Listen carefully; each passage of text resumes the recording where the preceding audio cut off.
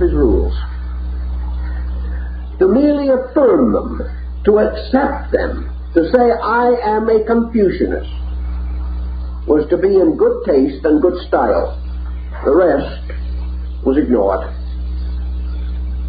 So we see exactly the same situation coming. We find that 600 years of Taoistic and Confucianistic philosophy in China led not to the rise of a great disciplined China, but to the building of countless temples filled with innumerable images, worshipped in part by writing a prayer upon a piece of thin paper, chewing it up and spitting it onto an image. Either Confucius or Lao Tzu would have turned in their graves under such a procedure.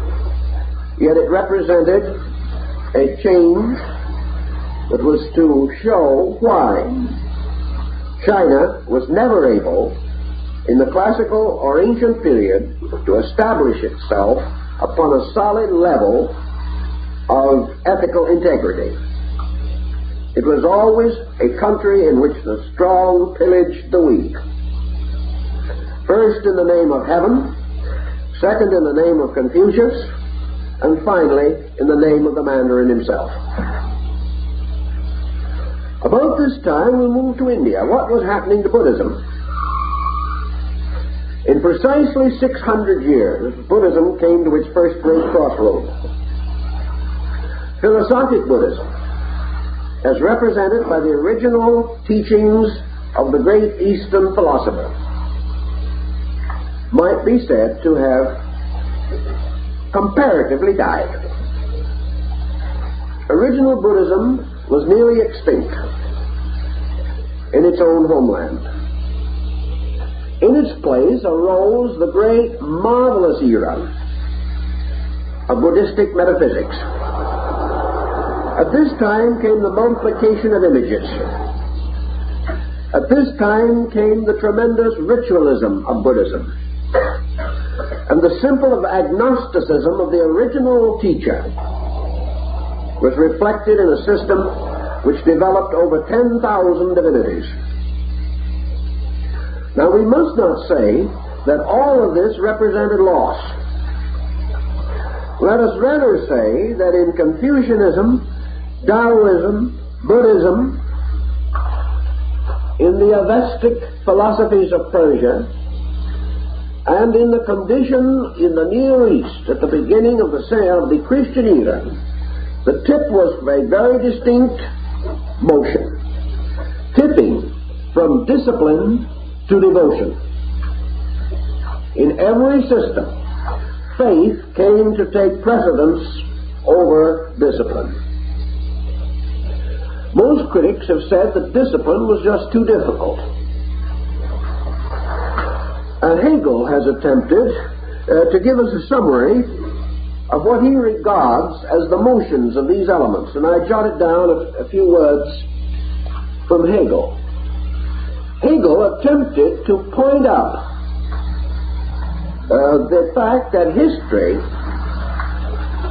in its deepest aspect, is essentially the story of man's spiritual conviction. He also came to the conclusion that different races, different nations, and different culture groups, although passing through similar periods and cycles, were distinct because of the emphasis which they placed upon the conduct of man. This emphasis becoming the basis of the entire sociological pattern that followed. History was therefore the record of the results of moral emphasis as this affected vast aggregates of human beings and became the basis of the laws under which these human beings lived.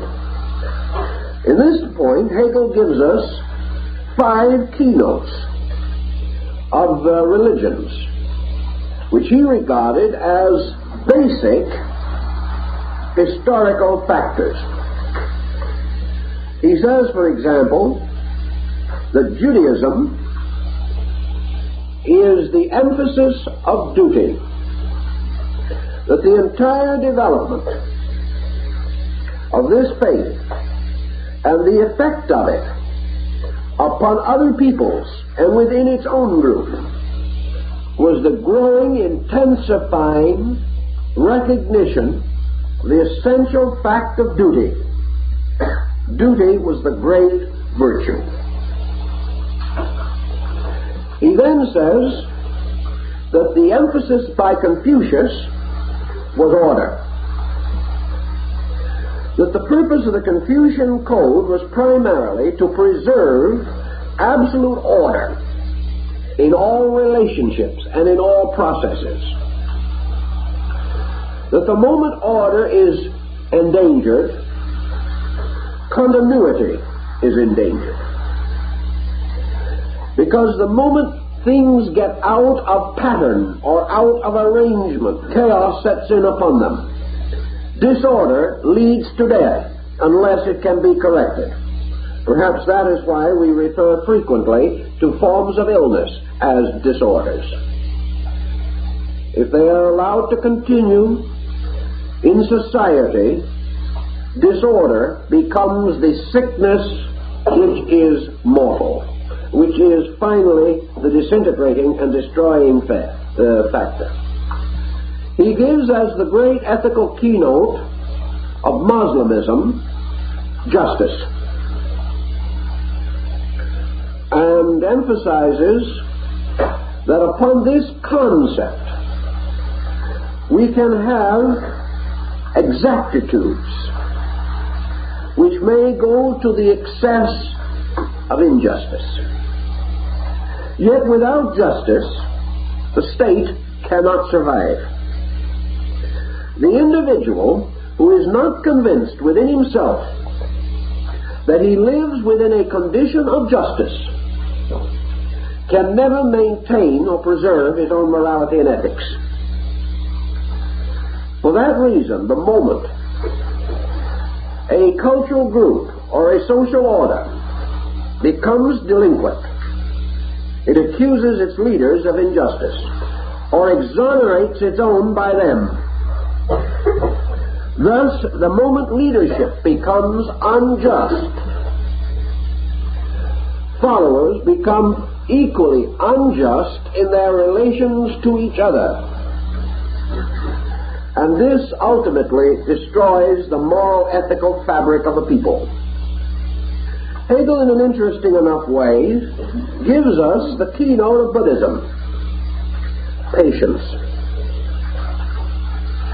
And he regards patience as the key word to Eastern history. Patience is a very great virtue,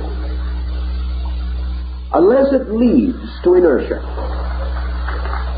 A patient man is not one who is dead, nor one lacking in incentive, or lacking in the imponderables of effort. A patient man is one who has learned within himself one undeniable fact, namely, that you can hasten nothing beyond its natural speed. Impatience leads to injustice, for it attempts to exaggerate the pace of things, or becomes dissatisfied at the slowness of achievements, or attempts to force that which can only be accomplished by growth from within itself. Thus, patience is a great and powerful thing, and history is a valid record of the ultimate victory of patience, inasmuch as all good things have been of slow maturing, but have consequently endured long. Hegel then gives us, as his final group classification, Christianity as the emphasis upon the concept of love. Now, he himself points out that without a sense of duty, Without law and order, without justice, and without patience, there can be no love. You cannot have true love apart from all these considerations. Therefore, he is perfectly willing to accept that history is the record of the meeting, dividing, reunion, blending, synthesizing of these great streams, and that what we call modern man has inherited these 5 great social concepts, and that these concepts, in some relationship, in some pattern, either separately or together, constitute the impulse which results in history. That without these factors, man would remain eternally static, or would be the victim of such caprices of conduct that the results could never be classified and might be considered to be an pageantry of incident and accident. Now, we said earlier that with Christianity began the basic concept of history, for the reason that in Christianity for the first time was clearly enunciated the doctrine that creation and the descent of created things, particularly as outlined in the Old Testament, stood clearly to indicate the unfoldment of a divine purpose through a series of connected incidents which must lead ultimately to the regeneration and perfection of creation. Thus we may say, for the first time, the grand archetype of all occurrence, all incident, all circumstance, being part of something. This archetypal vision is found, for example, in the history of Eusebius. Truly, at that time, and later in the historical morality of St. Augustine, there was no great attempt to break away from the biblical descent of history. The early church historians were not interested in Egypt, except for the interludes of Joseph and Moses, or perhaps the flight of Jesus into Egypt. Egypt as itself was only part of a framework. These same historians had no particular concern for Greek philosophy or Greek history, and as we can tell from studying their works, were totally unaware of the history of the Eastern Hemisphere. They had not accomplished their purpose, but they had advanced the idea that from the hypothetical Adam to the latest newborn babe, all generation was tied together in something, that it was an unfolding of a divine plan. Today, the modern man will probably resent in some instances this reference to divine plan. But he maintains the same concept when he thinks of history as the sequential unfoldment or evolution of life. For he causes evolution to stand for the progressive development of a plan or a pattern, or the gradual unfoldment of life from something, through something, to something. In this way, the Medes and the Persians are rescued into the life of modern man. The past becomes a valid experience, just as we accept in human life that the past is a conditioning factor in our psychological perspective, our philosophical and moral understanding of things. We note, therefore, throughout the then existing and civilized world, and to a measure, there is indication and evidence even in our Western Hemisphere, among the ancient records of the peoples of the Central American area particularly, that about the beginning of the first century there was a tremendous moral, ethical, spiritual upheaval which seems to have occurred primarily inside of man and to have moved him to a comparatively new stage of his own development. We have a parallel for such upheaval which is non-explainable historically and becomes an unhistorical fact in the transition, for instance, between childhood and adolescence, or between adolescence and maturity.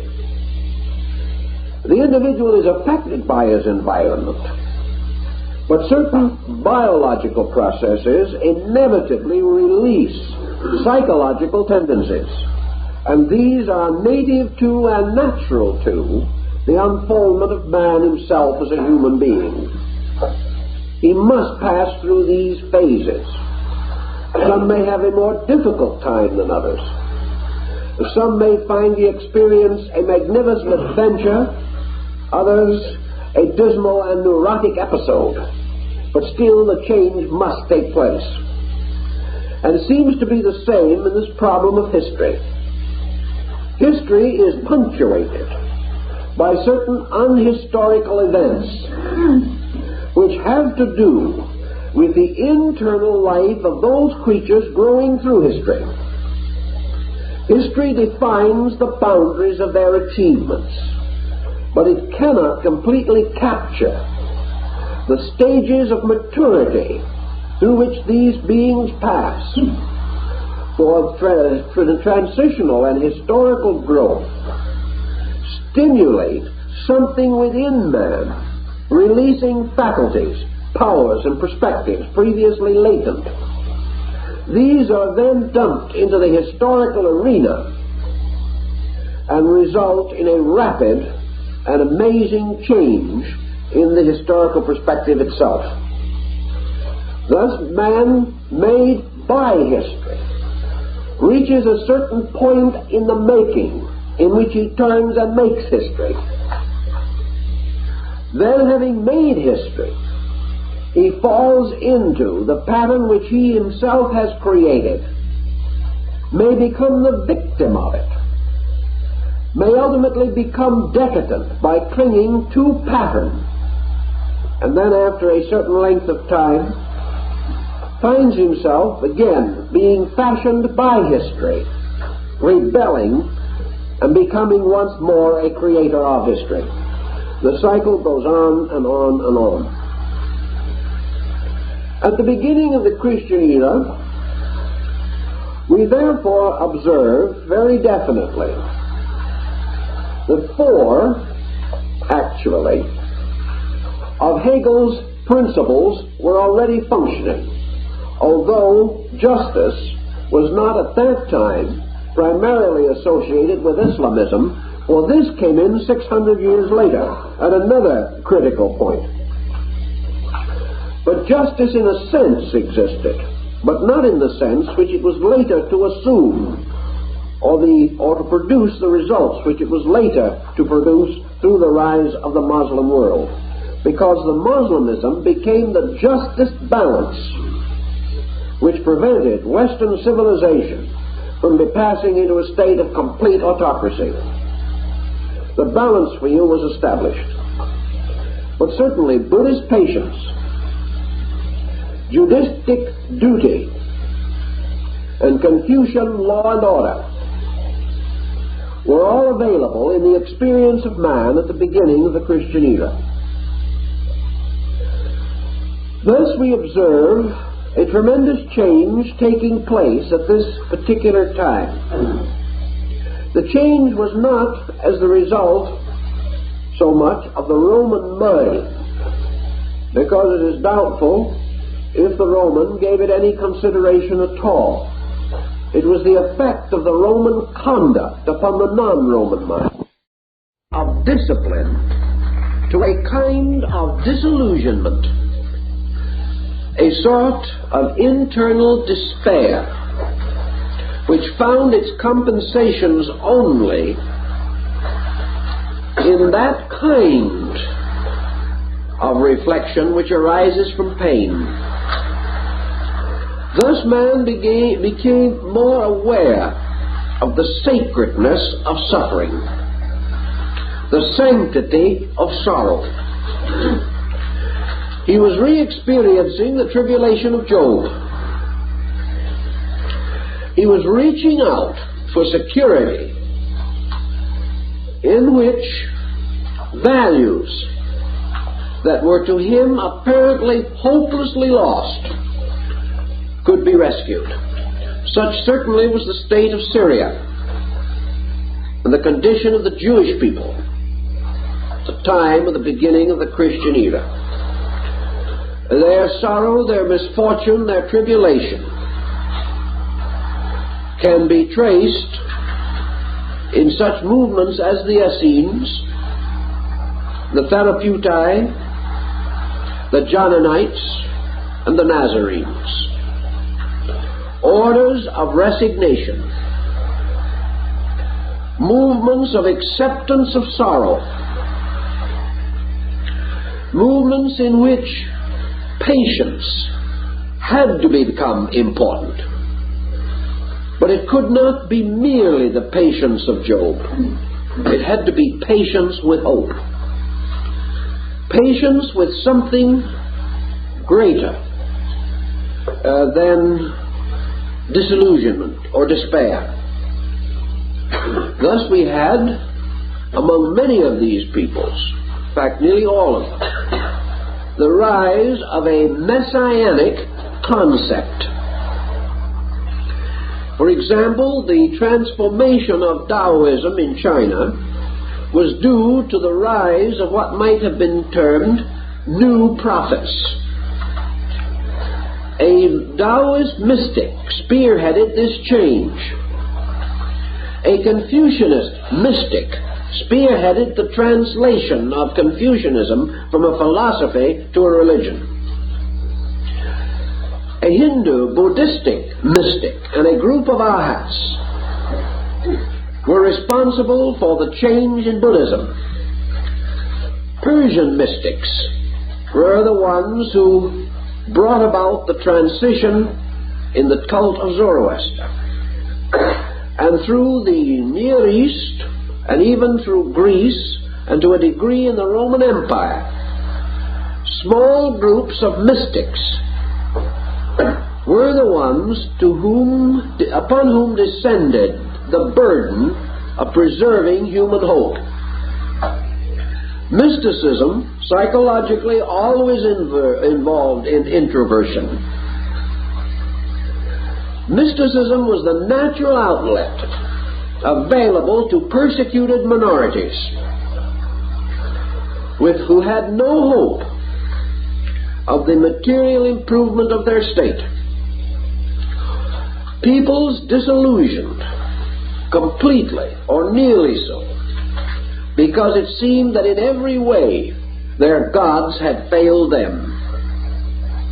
The only answer lay in a further re-estimation of self, a further emphasis upon the possibility that the individual had failed God. And the moment this becomes strong, we have asceticism. We also have monasticism. And finally, tremendous programs of repentance. Against this first tendency, a balance of factors was also introduced, consisting of the Syrian gnosis and the Alexandrian gnosis.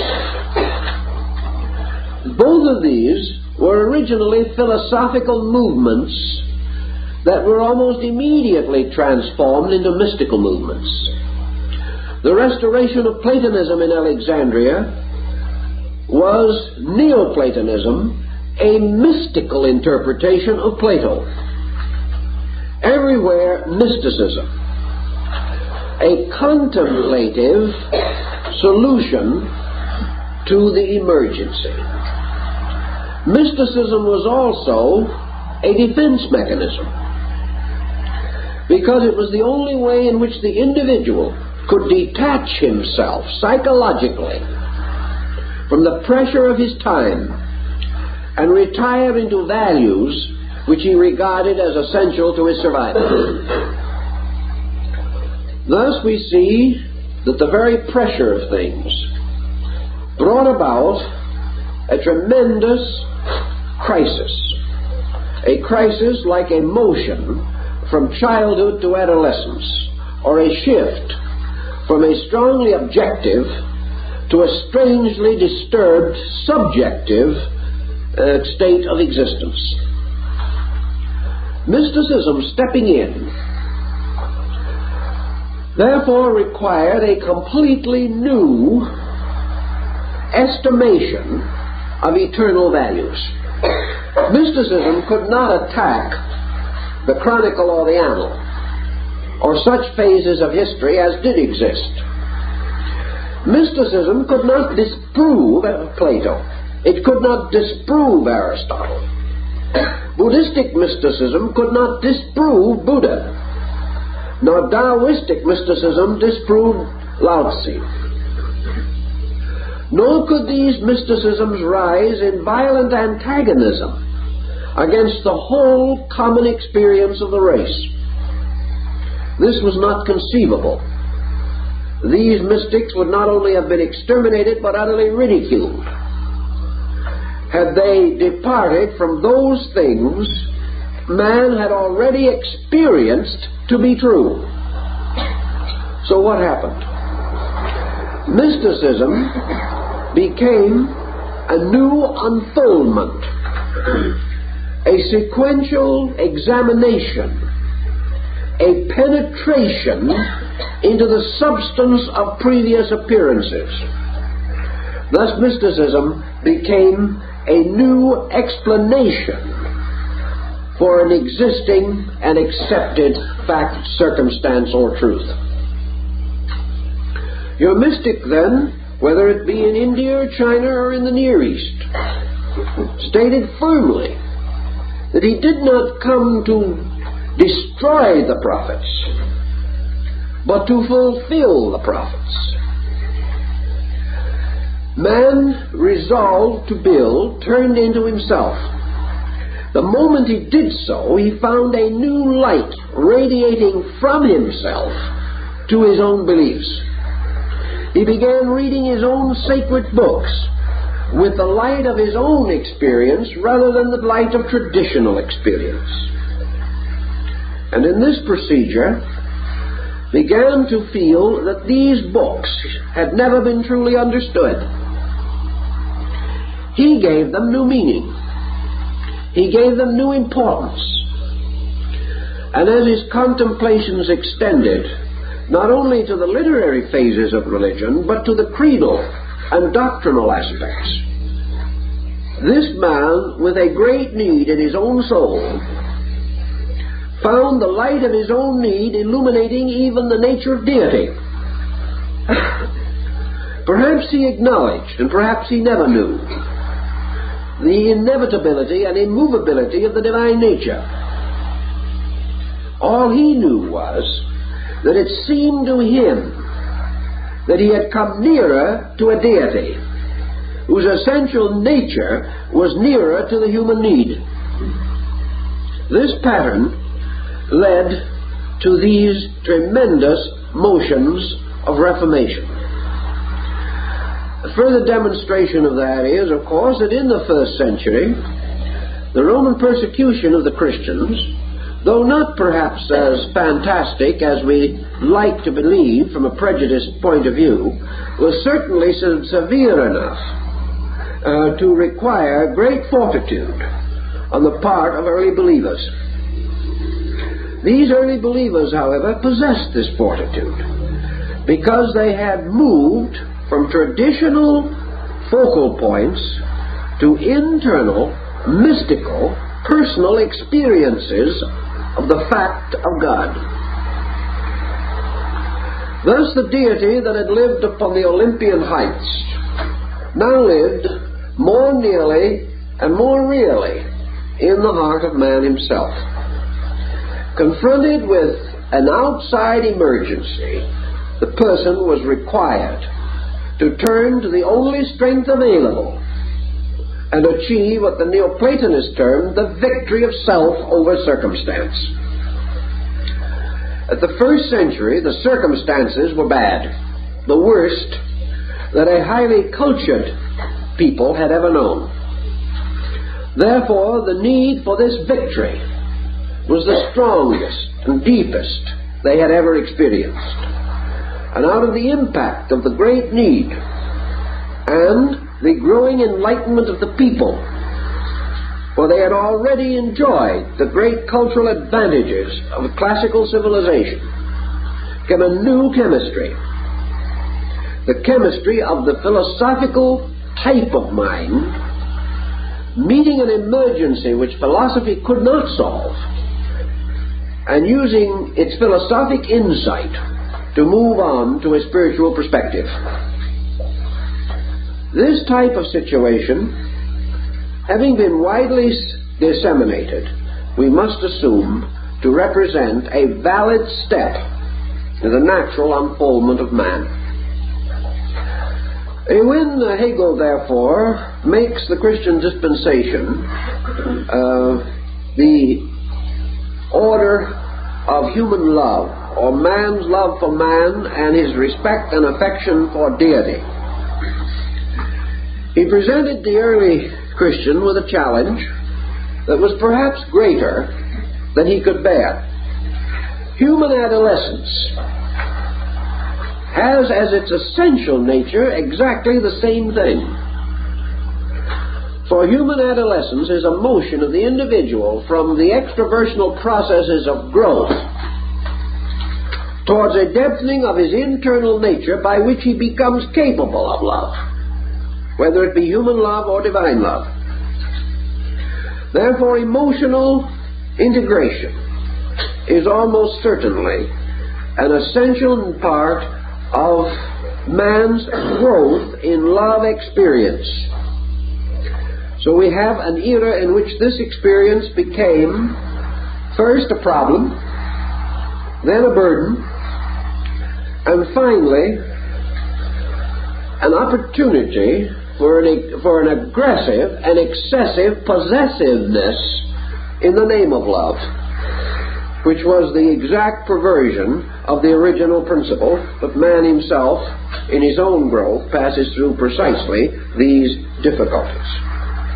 Love moves from mere exuberance of emotion gradually through excesses of one kind or another to the final clarification and purification of itself. And that, to a measure, was the problem that faced these 6 centuries. And to make this pattern solid, strangely enough, the cycle of the Phoenix gave the people precisely 600 years in which to achieve their end. For within this measure is the crest, decline, and fall of the Roman Empire, which had become the shelf or foundation which supported the pattern. By the end of 600 years, man was tipped from the final decline of the Roman Empire into what we call the Dark Ages. The Dark Ages begin approximately 600 AD. And dark is an understatement. So seriously deficient were these periods, which we call the Dark Centuries, that we scarcely have a reliable historical record of them. In this time, literacy declined, travel was forgotten, philosophy was lost, and religion was unable to integrate itself into any uniform, purposeful pattern. So the great opportunity which began with the Christian era literally closed or ended with the reign of Justinian, which brought to a theoretical and really factual conclusion the collapse of Roman supremacy. Justinian was one of those who buried Rome. In the very midst of this great 600-year period stands the impressive monument of the Council of Nicaea, convened by Constantine Magnus, paid for by him, presided over by him, and partly recorded by his secretary Eusebius. It is clearly noted that Constantine personally paid the expenses of the delegates, including handsome maintenance in his palaces and estates while they were present. Probably some of the delegates enjoyed greater luxury than ever before in life, or ever again. But the purpose of the great council was to prepare Europe for the establishment of Christianity as its dominant religion. In the midst of this period also, we begin to see the difficulties arising. For philosophy had not been totally without experience in these things. Philosophy had always pointed out that there is something more to love than emotion, that there is something more to virtue than good intention, and that there is something more to progress than devotion. With these elements there must also be a sovereignty of common sense, an intellectual maturity by which the individual not only wishes to do well, but knows how to do well. And in the great excitement of the time, this point was seriously neglected.